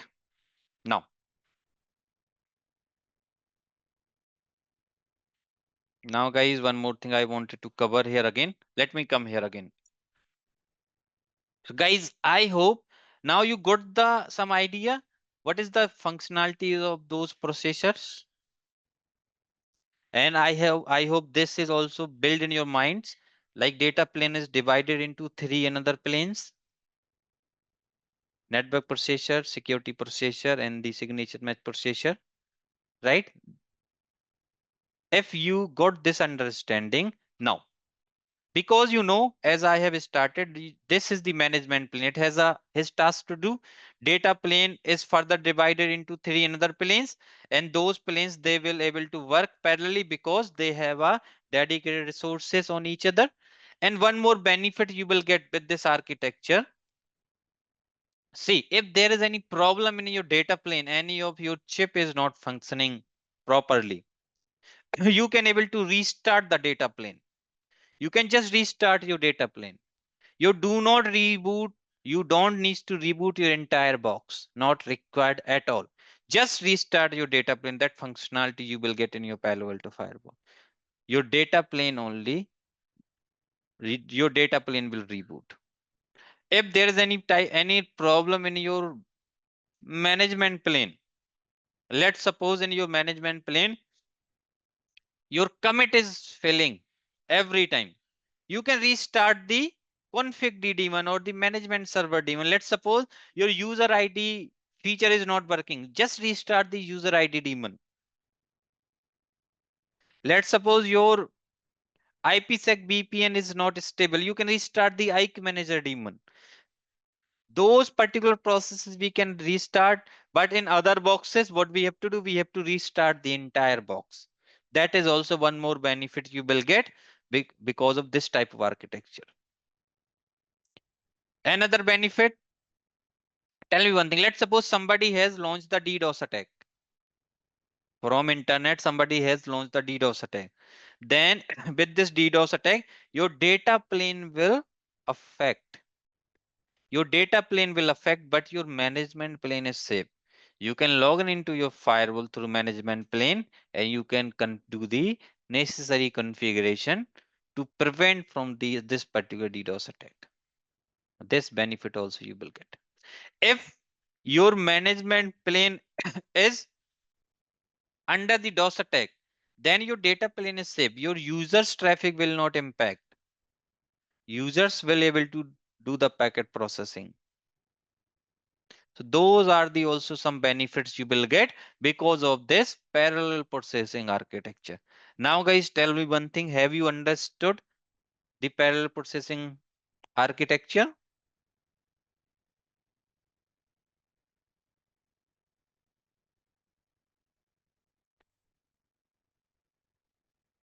Have you understood the parallel processing architecture, guys?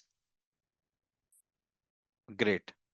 I see one question like in OS upgrade always we have to reboot here. Without reboot, how you will load the new OS?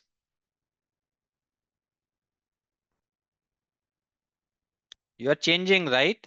What is OS? OS like a we have a hardware, then we have a operating system, right? If you want to upgrade the OS and you want to use that new OS, then definitely you have to load that OS on the new hardware, right? And for that we have to reboot the devices. Now guys, let me just cover your single pass software.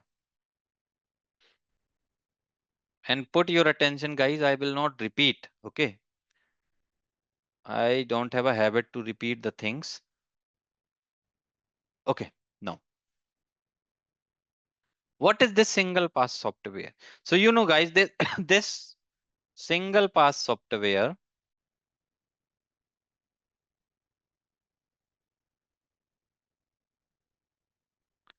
this particular thing is applied at the content engine. Otherwise everything is the serial, but single pass software stuff is applied in your content engine.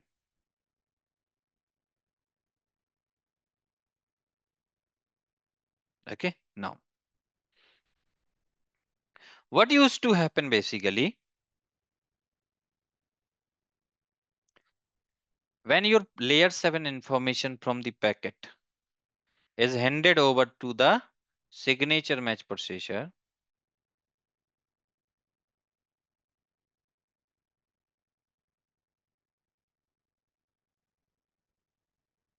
when this information, layer 7 information is received on the signature match processor, and who will send? Your Octeon chip or DPCP will send this information to the signature match processor, right? So what used to happen in signature match processor, you have seen most of the time RAM you have seen. So what it used to do, it used to store that information like this.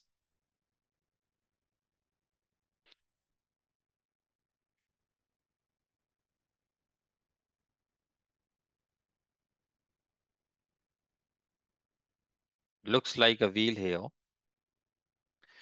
When this information is received, this only layer 7 information is received, what this signature match processor will do, it will store that information into those particular memory locations.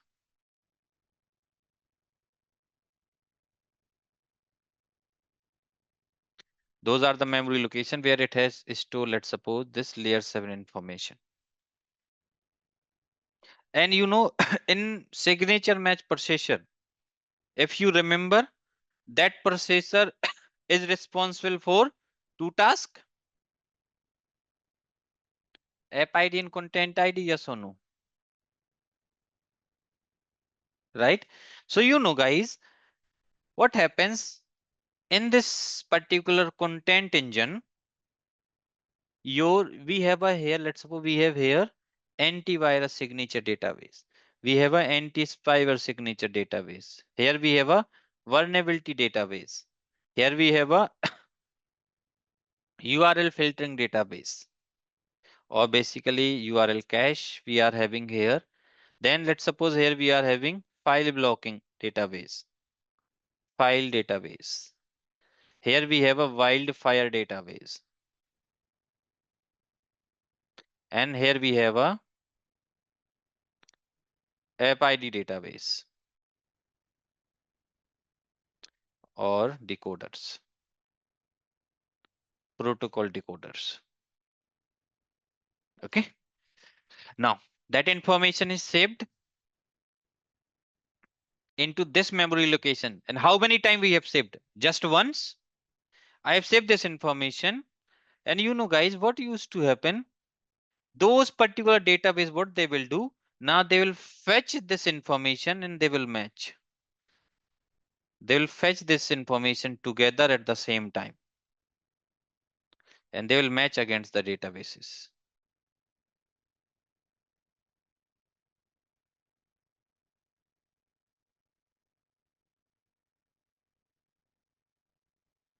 Means I have stored the information once one time on my signature procedure, and all those particular database check happens. And whatever the verdict I will get for this particular checks, like if there is a virus detected, then it will inform the same verdict to Octi on chip, like malware is detected or spyware is detected, or this is the URL database, it will inform to the Octi on chip right away. An Octium chip will do the necessary action. If nothing, if data is clean, then it will inform like data is clean. So you know your information is saved only one time in the memory location and process against all your layer 7 features. Your packet is only going in this layer 7 or content ID processing happen just in single pass. Now, let me just explain you the architecture of multipass first. I do have a multipass architecture somewhere here only. Yeah, this is the multipass.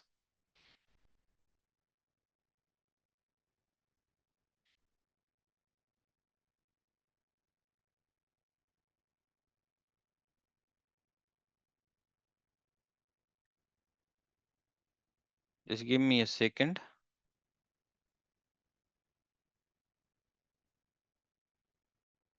Let me save this.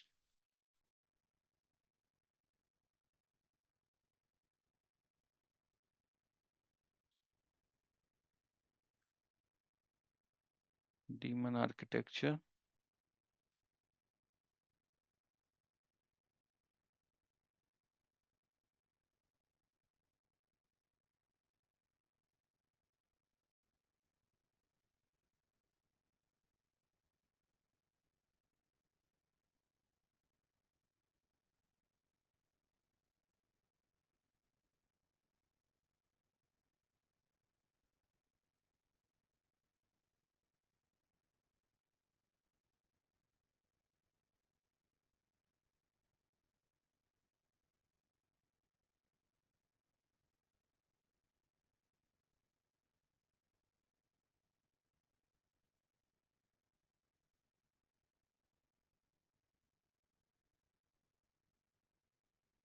Mhm.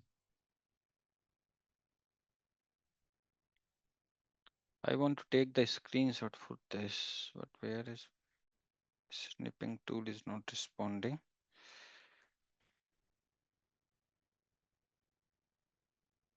Oh, it's there only, sorry.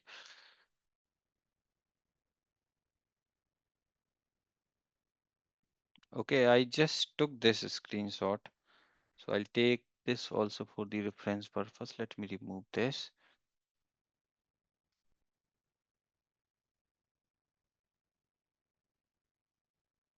Okay, now with this multipass architecture, what used to happen? Guys, if I'll take a reference from the Cisco product portfolio, and I'll take an example of Cisco FTD. I'm not an expert on FTD, okay? But see, if I'll talk about the Cisco FTD, Firepower Threat Defense, it's a combination of 3-4 product, right? It has a ASA code, then it has a IPS code, it has a AMP code, Advanced Malware Protection code, and it has a WSA code. So what they have done, the actual code which are there or actual operating system which they are having for ASA is known as Lena. So in FTD, what they have done, they have put this Lena engine. On top of this Lena engine, for the IPS functionality, they have put the Snot engine. And on top of this Snot engine, they have put the AMP. Then on top of this, they have put the WSA. So now what used to happen with the multipass architecture, guys? When we receive the packet, Packet will go through with layer 2 to layer 4 processing, port or protocol based security. Then they will apply the firewall policies. Now, see, now you can see when your packet reached into this for URL filtering on WSA code, then again your layer 2 to layer 4 processing will be done, protocol based process policy will be done, then your URL filtering will happen. Again your protocol and protocol based policy is done, then your IPS will happen. Again here port and protocol is repeating, then your AB is doing. So you can see here your packet processing is happening multiple times. Those tasks is repeating. Yes or no? Guys, here your tasks are repeating or not? This is the multi-pass architecture, and that was the problem. That was the problem. See, your packet is got processed, come back to the Lena engine. Again, packet processing is done, then it is going, come back to Lena engine, then layer for processing. Which means what they are doing. If you will understand this properly, what they are doing, this layer 7 information, they are giving this layer 7 information here, layer 7 data they are giving here, layer 7 data they are giving here again and again. See, for completing, coming back, then layer 7 is forwarded to IPS, came back, then layer 7 go for the AB. It's repeating. There is no, it's a multi-pass type of architecture. Why? Because your packet or your layer 7 information is saved multiple times into the RAM. And my Lena engine needs to provide this information multiple times. So if I'll draw a diagram like this, like I have a Lena code here. Here I have a snot. Here I have a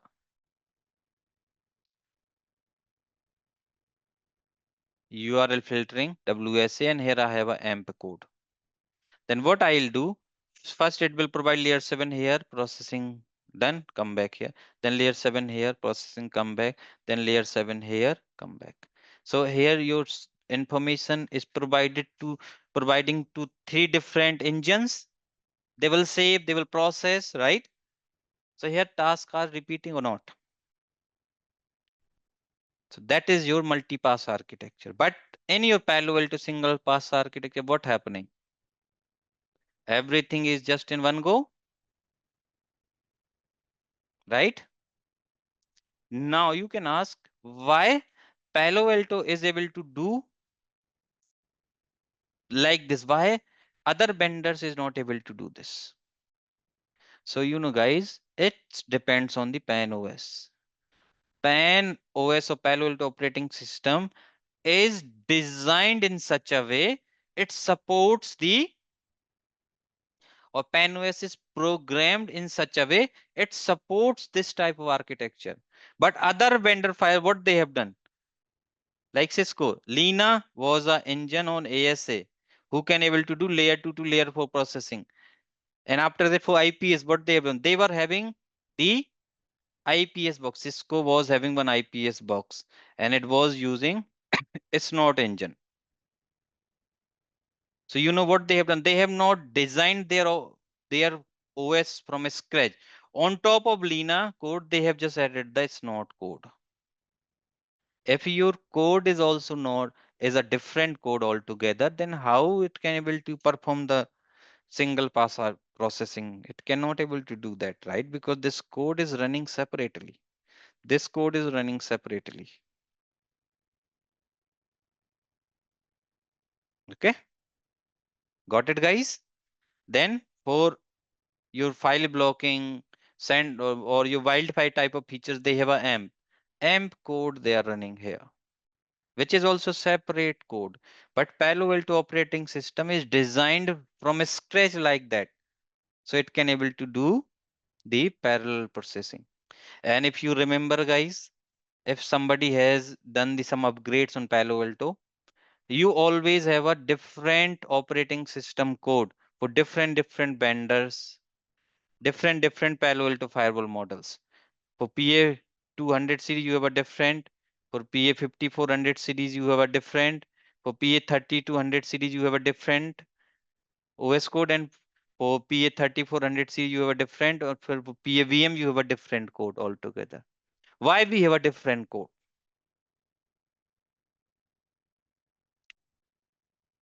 Why we have a different type of codes?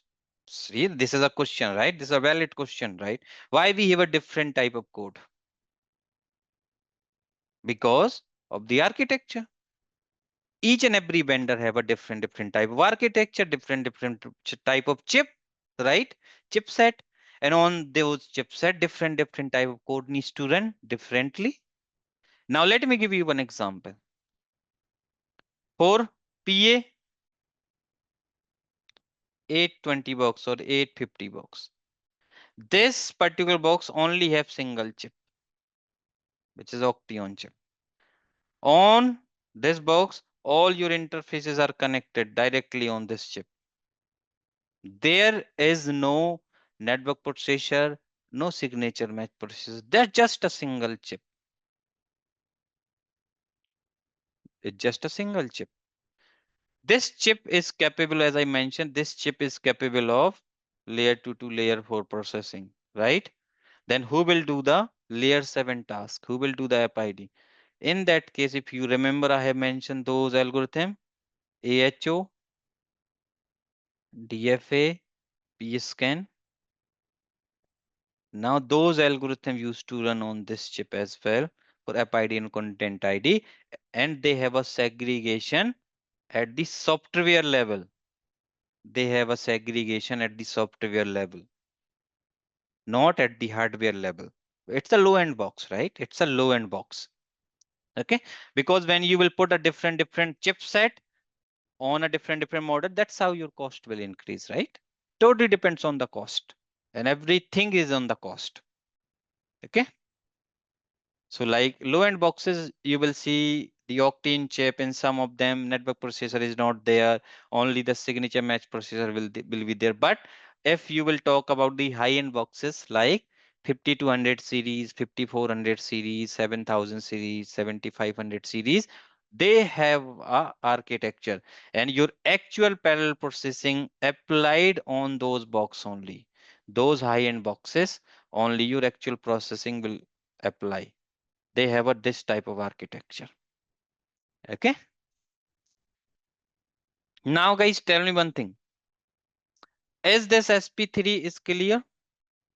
We have around 90 minutes of discussion or more than 90 minutes of discussion on SP3. Everyone is clear with this?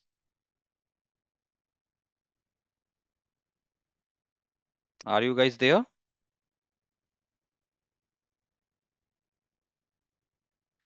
Great. Now then let's have a break for 20 minutes because even though I am just exhausted.